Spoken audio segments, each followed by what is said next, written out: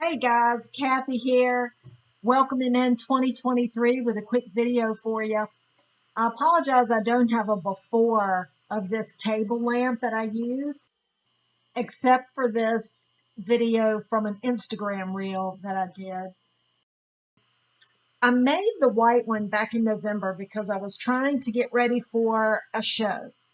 And, I usually make smaller things, lighter in weight, and I use a lot of glue and brad nails. So I did that with this and it did not work and it fell apart. Fortunately, it fell apart before I got it to the show. So we're going to repair it and get it screwed together so it's very sturdy. I had already painted and distressed all of this, so we're just going to do the repairs and get it attached. My husband gave me this Ryobi glue gun for Christmas. I really needed one. This one works great. Do y'all remember my old glue gun? The one that was 30 years old? I really needed a new one. So I was happy to get that. So I sanded off all the old glue and the paint from the bottom of the legs, and I went ahead and hot glued those back onto the piece so they would be fixed when I get ready to screw them on. They're really long, and I don't want to screw from the top down. So I'm just going to drill a hole at an angle that goes all the way through the leg and into the top.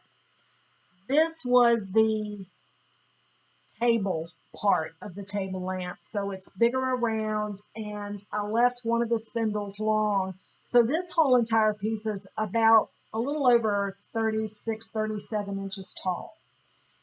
So I just made a mark on the bottom where the spindle was going to be attached. There's a hole in the spindle and in the tabletop where the wiring used to go. So I want to make sure I have room for the screws to go through the whole piece without getting into the hole or coming out through the top of the spindle. So I marked it on the top as well. I got everything screwed in. I'm going to show you how I did all that when we get to the new piece. But this one turned out really great. And whenever I make something like this that has feet or legs, I like to finish it off with some felt pads. And although they're sticky, I like to glue them on as well. So this piece is finally ready to be sold. So here is the remaining spindle and the base to the table lamp. I did cut this spindle down because the base was a lot smaller in diameter, and I cut it down to about a total of 16 inches.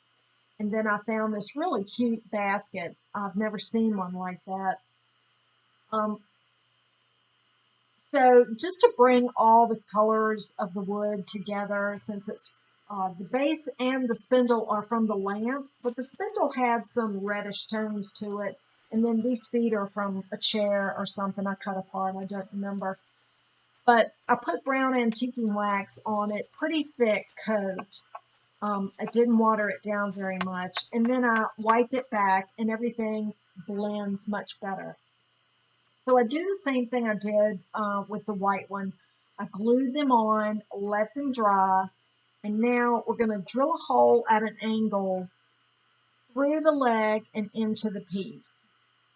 These legs are not as thick as the white one, so I used 2-inch screws, and they went into the piece far enough to really hold them and make sure they weren't going to come off, and they're very sturdy.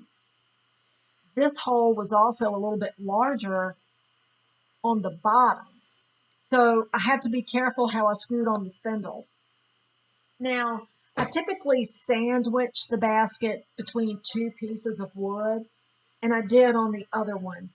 But this one, the basket is so shallow, I thought it would really take away from it to have a big piece of wood sticking in it. So I just went with a piece on the bottom. This basket was pretty sturdy.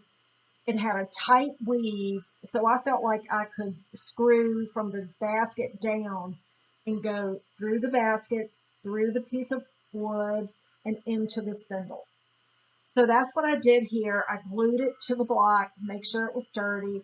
I glued it to the basket. I let everything dry so it was in a pretty fixed position. And then I screwed 3 screws in from the inside of the basket down into the spindle.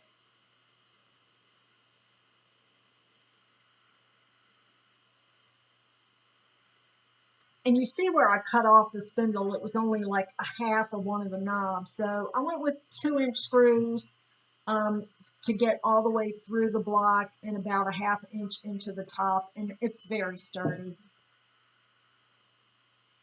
Then I went ahead and put a coat of antiquing wax on this block. I didn't want to put any kind of finish or paint this basket. I wanted it to be all natural and kind of brown. It just looked a little more modern to me. So again, I glued it to the base, trying to get it as centered as possible over the hole. And then I glued inside the larger hole up into the spindle with 2.5-inch screws this time. And she's done. And these turned out so cute, you guys. You could use them as a valet on top of an entryway table and drop your keys, your mail. The white one is actually tall enough to use on the floor. I thought they'd be cute with maybe K-cups in the top baskets and maybe coffee cups around the base. But my primary idea was for a plant stand. So I hope you guys enjoyed this video. Please make sure you subscribe, and I will see you next time.